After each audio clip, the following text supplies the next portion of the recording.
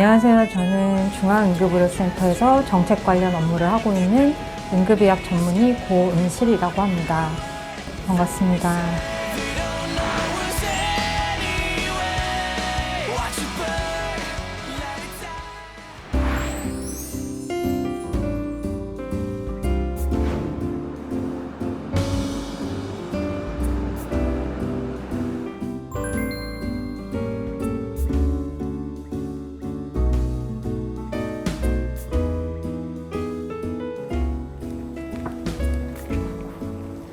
네, 이건 저희 중앙응급의료 상황실의 상황판인데요.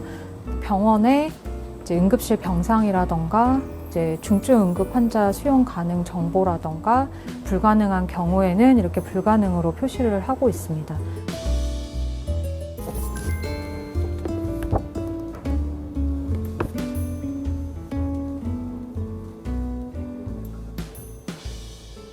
중앙응급의료센터는 그 응급의료법 제25조에 법정 업무들이 열거가 되어 있습니다.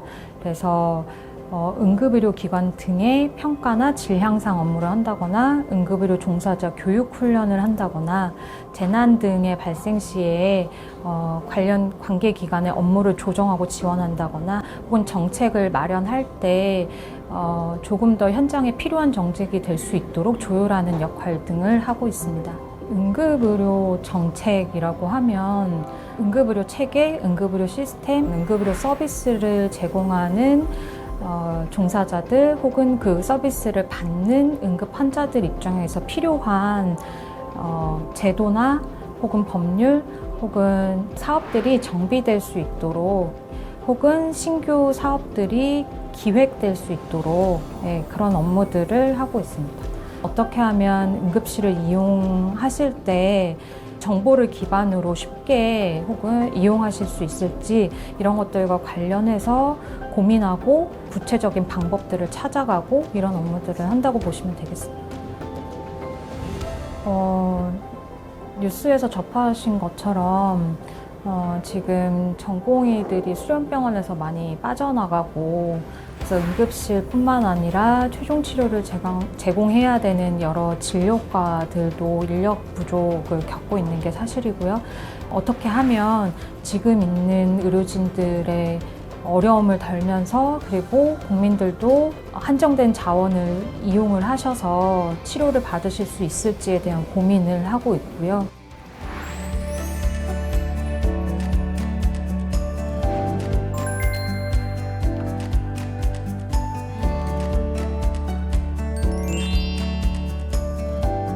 이젠에서는 비상진료 병원 안내 서비스를 제공하고 있습니다. 그래서 병의원 약국 비상진료 검색이 가능하신데요. 이렇게 검색을 하면 주변에 문연 병의원들을 확인하실 수 있습니다. 의료기관 전화번호도 같이 안내가 되기 때문에 진료 가능한지 여부 확인하시고 이동을 하시면 좋을 것 같습니다. 그래서 지금 PC로도 이렇게 확인을 하실 수가 있고요. 이제 스마트폰으로도 플레이스토어나 앱스토어에서 응급의료 정보 제공이라고 앱을 찾으실 수 있는데요. 들어가시면 이제 메뉴를 보시면 응급실, 병의원, 약국, 어떤 자동심장 충격기, 달빛 어린이 병원들을 검색을 하실 수 있는데 일단 응급실로 하시면 제가 있는 위치에서 주변 응급실의 분포나 어떤 응급의료 기관인지를 확인하실 수 있고요. 그리고 지금 이제 내 손 안에 응급실이라고 옆에 이제 메뉴를 클릭하시면 이런 이제 지역 조건을 선택하실 수도 있고 내 주변 반경 몇 킬로미터로 선택을 하실 수도 있는데요. 이거는 응급실만 확인을 할 수 있습니다. 그래서 빨강이면 매우 혼잡하고 붐비니까 좀 참고하시라는 의미고요. 녹색이면 조금 병상이 여유가 있다라는 의미인데 음압 격리, 기타 분만실 이런 정보들도 있습니다. 아마 환자분들이 가장 어려워하시는 게 내가 지금 이 증상이 생겼는데 이 증상이 그냥 조금 약 먹고 버티다가 내일 문 여는 병원이 있으면 가도 될지, 아니면 지금 밤 사이에 심해질지도 모르니까 응급실이라도 빨리 가야 될지, 그리고 어떤 질환이, 어떤 증상이 혹은 어떤 질환이 경증인지를 알기 어려우신데, 저희가 지금 만들고 있는 대국민 증상 기반 의사결정 지원 도구, 셀프 트리아지 혹은 중증도 분류 이제 앱이 있는데요. 이거는 국민들이 쉽게 대화형으로 내 증상을 입력했을 때, 그리고 내 통증의 정도를 입력했을 때 병의원을 가야 할지 응급실을 가야 할지를 추천을 하고요.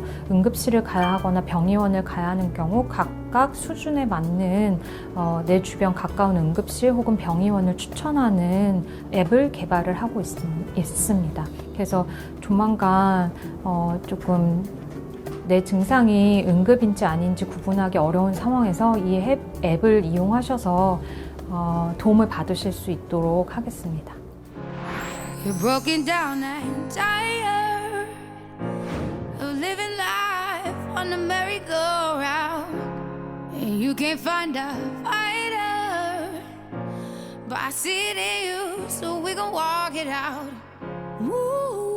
제가 이제 꿈꾸는 의사는 어쩌면 환자가 머리 아파요, 배가 아파요만 해도 신체 검진이나 검사를 종합해서 진단을 하고 필요한 치료 계획을 세워서 이 환자가 치료를 받을 수 있도록, 그래서 그 병을 일으키는 문제의 원인으로부터 좀 자유할 수 있도록 해주는 게 제가 꿈꾸는 의사였고, 그 의사의 가장 가까운 과가 저는 응급의학이라고 생각을 했어요. 그래서 And I rise up, I like the waves, I rise up, in spite of the ache. 사실 그렇게 힘들 줄 몰랐습니다.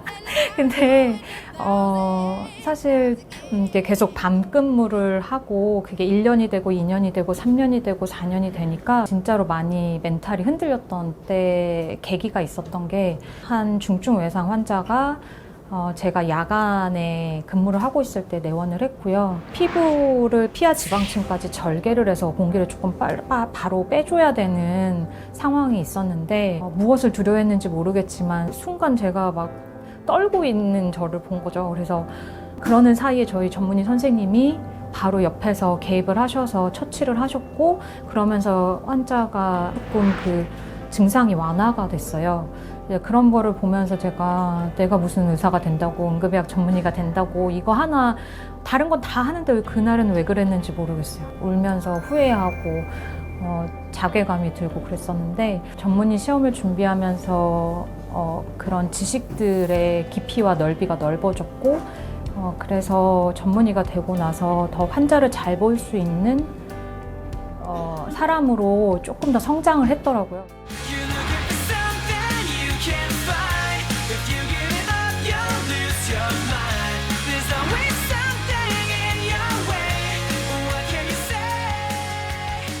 조금 더 늦게까지 의미 있는 일을 계속 할 수 있는 걸 찾아봐야겠다. 그러다 이제 중앙응급의료 센터를 알게 됐고요. 그때 처음에는 중앙응급의료 상황실의 상황의사로 시작을 하게 됐습니다. 중앙응급의료 상황실의 상황은 크게 두 가지인데요. 재난 상황에 대한 조정과 이제 모니터링 역할을 하는 게 하나가 있었고요. 또 하나는 응급실에 내원해서 중증 응급 환자로 진단을 받게 되면 어떨 때는 이제 병상이 부족해서 입원을 못 하시고 전원을 가야 하는 경우들이 있습니다. 그래서 다른 병원으로 전원이 필요한 환자들의 그런 전원 업무를 지원하는 역할을 하는데요. 환자를 보셨던 선생님으로부터 이제 환자의 진료 정보를 수집을 합니다. 그래서 어떤 환자고, 검사 결과가 어땠고, 또는 어떤 치료가 필요할 것 같은데 당장 응급수술 시술 처치가 필요하다면 그러한 응급수술 시술 처치를 제공할 수 있는 병원을 이제 매칭을 할 수 있도록 하는 역할들을 했습니다.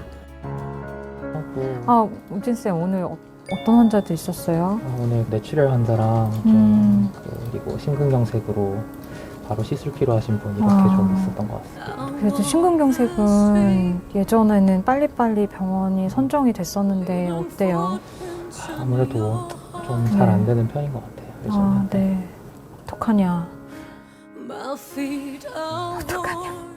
진짜 여기 계실 때는 제가 잘 모르지만은 이렇게 좀 잘 안 풀릴 네. 때는 좀 어떻게 좀 헤쳐나가시는지. 근데 저는 사실 막 간청하고 애원한 적도 있어요. 이 환자의 상태 이래서 멀리 못 가는데 막 선생님들한테 부탁하고 꼭 받아주셔야 된다, 갈 데가 없다 이렇게 한 적도 있고, 안 되면 또 전원 보내야지 어떻게 하겠냐고 하면서 받아주시는 경우들도 있었고. 쉽지 않네요. 아, 맞아. 요즘에 안 그래도 힘든데 I'll be watching you breathlessly, knowing there's 그러니까 중수본에서 중앙응급의료 상황실을 코로나19 중증응급 환자의 전원을 지원할 수 있는 상황실 역할을 해달라라고 지정을 해주셨고, 그래서 전원지원 상황실장으로서 1년 넘게 역할을 했던 것 같습니다. 처음에 저희가 중증응급 환자 전원을 할 때만 해도 국가 지정 격리 병상을 운영하는 20여 개의 병원들 외에는 중증응급 환자를 실제로 수용할 수 있는 기관의 정보들이 없었습니다. 그래서 그 없는 자원을 수소문해서 이제 또 일선의 의료기관들이 많이 도와주신 덕분에 저희가 중증응급 환자를 전원을 할 수 있었는데요. 사실 저희가 아니면 안 된다는 생각이 컸던 것 같습니다. 국가가 어쨌든 운영하는 전원을 조정하는, 전국 단위의 전원을 조정하는 센터 역할을 해야 하기 때문에 이 환자는 우리가 아니면 안 된다는 생각으로 한 명 한 명을 최선을 다해서 병원을 선정을 하면서 지원을 했던 것 같습니다. 올해 들어서 그 광역응급의료 상황실이라고 전국을 6개의 광역으로 나누고 그 광역당 1개소에 상황실을 구축하는 것을 시작을 해서 실제로 지금 4개는 업무를 수행을 하고 있고, 이런 광역응급의료 상황실 체계도 코로나 때 대응했던 경험이 밑바탕이 되었다고 생각을 하고요. 그리고 이런 체계를 기획하고 구성하고 실제로 추진하게 될 수 있었던 것도 그때의 경험이 또 이제 그때의 경험과 그때의 실적들이 반영이 돼서 예산도 편성이 될 수 있었던 것 같습니다. 누군가는 현장에서 환자를 봐야 되고, 누군가는 그 현장에서 환자들이 제대로 치료를 받을 수 있도록 관련된 여러 가지 환경을 만들어 가야 되거든요. 응급의료와 관련돼서 취약한 분야들을 누군가는 고민해서 이제 취약지 응급의료 서비스가 전달될 수 있도록, 혹은 취약한 분야도 강화될 수 있도록 해야지 전체적으로 이제 국가의 응급의료 체계가 강화되는 거기 때문에 시스템을 만드는 것이 중요한 거죠. 그래서 사람을 살리는 것을 아무나 할 수 있는 일이 아닌데, 제가 정말 선택받았고, 그리고 이분도 나를 만나서 더 빨리, 더 건강하게 치료를 받고 퇴원하실 수 있다라고 생각했을 때 많은 보람을 느꼈어요. 이 중앙응급의료센터 정책 일을 하면서 마치 환자들이 치료를 받고 건강하게 퇴원하실 수 있는 것과 같은 일을 시스템을 통해서 하고 있다고 생각을 합니다.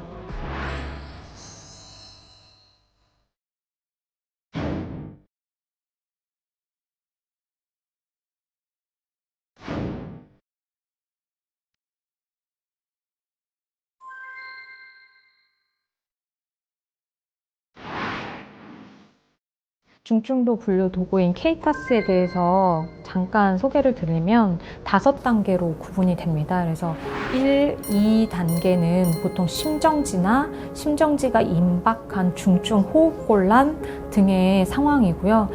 의식이 현저하게 처지는 상태, 그리고 케이타스 3 같은 경우에는 이제 복통, 아주 심한 복통이라던가 이런 부분들이 케이타스 3으로 분류가 되고요. 보통 경증 비응급으로 분류되는 케이타스는 4와 5가 되겠습니다.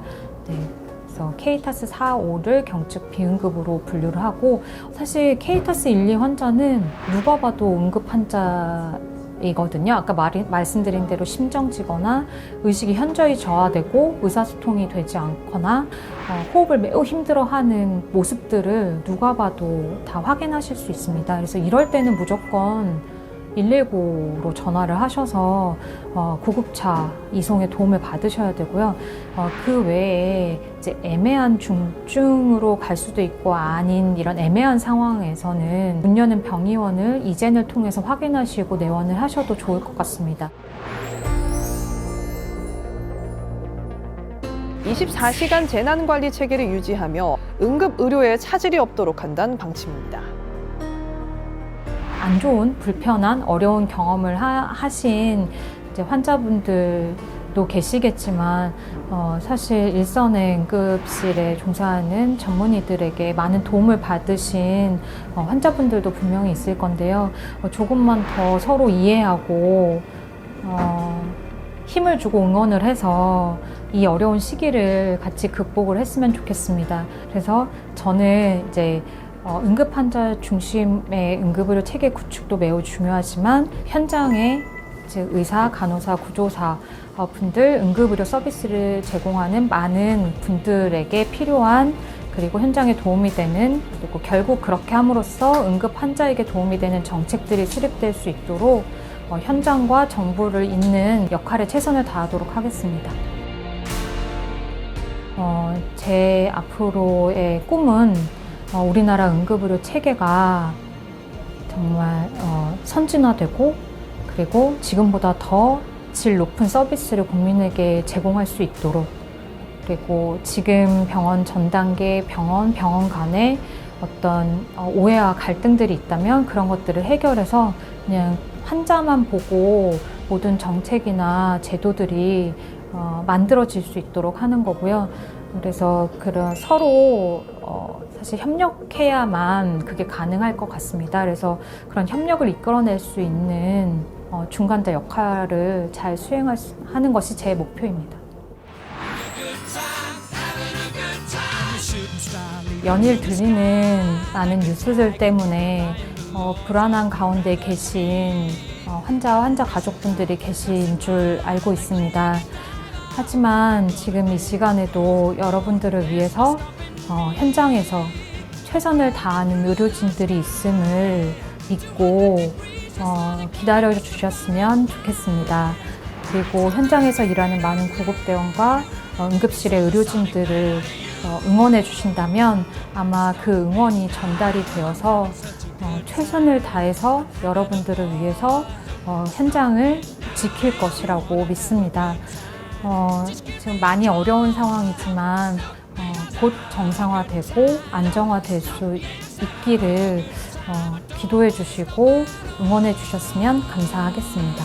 지금까지 아주 작은 제 얘기를 들어주셔서 감사하고 응급의료와 중앙응급의료센터에 관심을 가져주셔서 감사합니다.